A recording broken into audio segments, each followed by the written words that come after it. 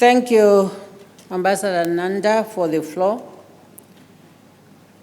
Honorable Thokozile, Minister of Agriculture, Land Reform, and Rural Development, and serving as a co-chair in this session. Honorable Ministers from the Republic of South Africa and the Republic of Namibia, Your Excellencies, High Commissioners of the Republic of Namibia and the Republic of South Africa, senior government officials from our two sister countries, members of the media, ladies and gentlemen. At the onset, I warmly welcome the delegation of the South Africa to Windhoek, Namibia, to the third ministerial session of the Namibia-South Africa Binational Commission. We are pleased to host this very important meeting that affords us an opportunity to further strengthen and consolidate our bilateral relations as a family, comrades, and most importantly, as neighbors. And please, I ask you to feel at home, away from home. I don't know how away it is, but this is your second home. This session is indeed a reaffirmation of the warm relationship between our two countries and serves to provide us with another opportunity to revitalize our bilateral cooperation, as well as to review the implementations of the decisions taken during the second session of the Binational Commission between our two governments that discussed issues covering a number of sectors of common importance to our two countries and our two peoples. It's my conviction that the work of the previous session, complemented by the exchange of visits by high-level delegations from both countries, has further consolidated our bilateral relations. Therefore, while the third session was regrettably postponed several times due to factors beyond our control, I'm happy that we are here today to further consolidate our cooperation. The third session is also taking place against the backdrop of the global and economic financial crisis, coupled with the effects of the climate change, the ongoing Russia-Ukraine conflict, lasting effects of the COVID-19 pandemic, as well as economic hardship, all of which have a devastating effect on both our countries. Those external factors have placed obstacles in the way of our desire to improve the general well-being of our people. This challenge requires us to work together, finding innovative solutions and strategies to address them effectively. Indeed, the Binational Commission provides a platform and opportunity to engage in meaningful dialogue and collaboration on a wide range of issues.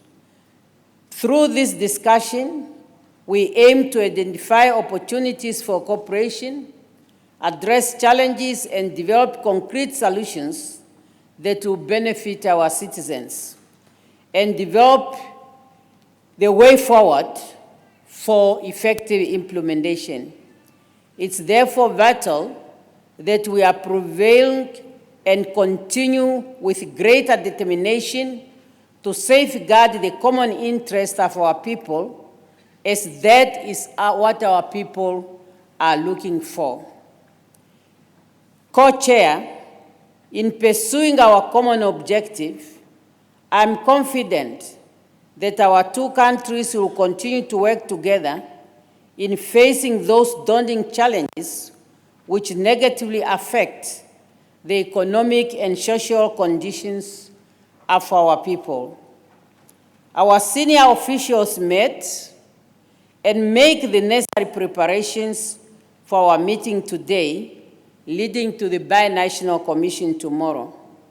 I am informed that they reviewed and discussed the various issues of bilateral cooperation and mutual benefit, and they have come up with recommendations for our consideration as ministers, and that is the work we are expected to do today. Our agenda is diverse, covering a wide range of sectors such as trade, investment, energy, education, and security, among others. These discussions will help us identify areas where we can deepen our collaboration, share experience, and leverage our respective strengths for the betterment of our societies. Co-Chair, I am happy to note that our legal teams from MIRCO and DIRCO conducted a joint audit in Pretoria on the 2nd to the 4th of October 2023, where they have analyzed all the 132 bilateral instruments entered into between our two countries since 1990. Following that exercise, some of the agreements have been fully implemented. However, 75 legal instruments remain in force between our two countries. I urge our two countries to speed up their implementation and, where necessary, to review and address the current needs in order for us to meet the expectation of our people. Updating some instruments as appropriate will also be welcome in order to make sure that we have created a more favorable environment for strengthening economic cooperation and bilateral trade. Therefore, moving forward, some new instruments might be required as a way of consolidating our cooperation. Co-Chair, Namibia recently discovered oil off the coast of Namibia. This find is, we are now in the process of ensuring how viable is it, a process in which we are working with some of our development partners. Once that is asserted, we will definitely try to see how best it can be used in the best interest of our people. In this regard, we are engaging oil-producing countries in the continent and beyond for us to learn from their best practices. Co-Chair, both Namibia and South Africa subscribed to the AU Agenda 2063 that calls for industrialized Africa by the year 2063. However, without energy, industrialization cannot take place. I therefore urge NamPower and Eskom to strengthen existing cooperation on the power supply interconnectivities and opportunities available. Among others, there is a scope for further discussions on the Kudu gas project, and that the NamPower and Eskom should have engaged further on this important subject. In this vein, I'm happy to note that this issue of among the issues to be discussed is the area of field of energy, whereby we can see how we can cooperate in this important sector of our economy. Co-Chair, one important outstanding issue between Namibia and South Africa is the question of the Orange River boundary between Namibia and South Africa. And it's my hope that this issue will be comprehensively dealt with during this session, and for us to find a way how we can complete the process that started in 1993. Co-Chair, I wish to take this opportunity to express Namibia's appreciation and gratitude to the government of South Africa for its donation of 100 million rand towards our drought relief efforts when we were affected by drought between 2015 and 2019. I also want to thank the government of South Africa for enabling trade and commerce of basic goods to move freely between our borders during the COVID-19 pandemic. Equally, we thank South Africa for helping in the repatriation of 2 Namibians who were caught up in the conflict and stranded in Khartoum, Sudan. Of course, they came together with the South African citizens when the program occurred there in April 2023.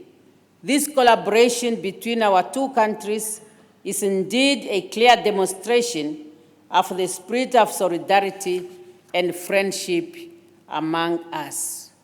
Honorable Ministers, in line with our decisions, during the second Binational Commission, we successfully co-hosted the SADC Solidarity Conference with Western Sahara on the 26th March 2019 in Pretoria, South Africa.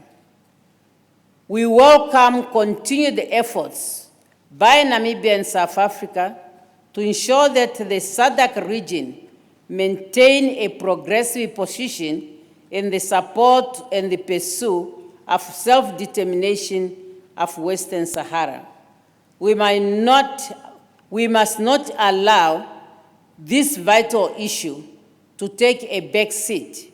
We must continue and redouble our efforts and raise every possible avenue the awareness on the issue of self-determination. In the same way, we should continue to support the people of Palestine. It's unfortunate what we are seeing happening here, and it's our hope that sooner rather than later, people should go to a table and discuss a solution to this problem. Co-chair, as members of the African Union, we are both parts to the Africa Continental Free Trade Area, which kicked off on the 1st January 2021. The Africa Continental Free Trade Area is an instrument we need to fully utilize to intensify trade and investment collaboration between our 2 countries and, of course, the region at large.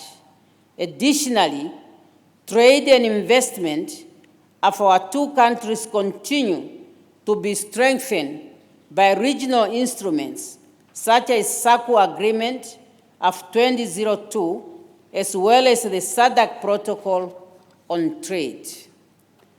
Co-chair, we must all redouble our efforts in ensuring continental integration and remain committed to the implementation of the development aspiration of the AU Agenda 2063 and the UN Agenda 2030.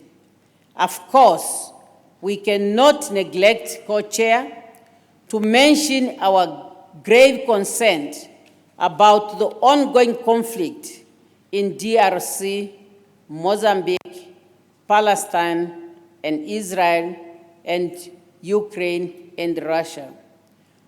We commend the ongoing efforts in finding peaceful and lasting solutions to those unfortunate conflicts. In particular, we congratulate South Africa for successfully leading the delegation of 5 heads of state, namely Senegal, Egypt, Zambia, Uganda, and Congo-Brazzaville, on the peace mission to Ukraine and Russia. Co-chair, Namibia also takes this opportunity to congratulate South Africa for successfully hosting and presiding over the BRICS Plus and BRICS Outreach Summit, held in Johannesburg from 21st to 24th August 2023. Co-chair, as I conclude, let me once again welcome your delegation to Namibia, your second home.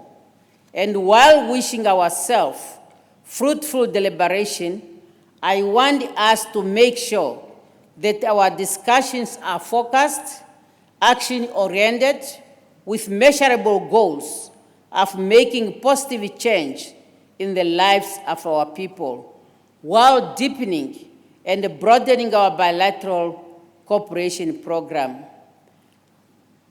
Once again, I want us to understand the need to turn the vast potential existing between our two countries into useful tool that can benefit our people. We have to use the resources at our disposal, both material and human, into bankable and practical action that will positively change the living condition of the people of our two countries. This is the real challenge before us during this session and beyond. I therefore look forward to the deliberations that we will have in this meeting, will, I believe, will lead to achieving a greater progress into our cooperation to a higher level than the ones we have achieved thus far. Having said this, co-chair, it's now my honor and privilege to declare the third ministerial session of the Binational Commission between South Africa and Namibia officially open, and it's now my privilege, co-chair, to kindly invite you to make your statement. Thank you for your kind attention.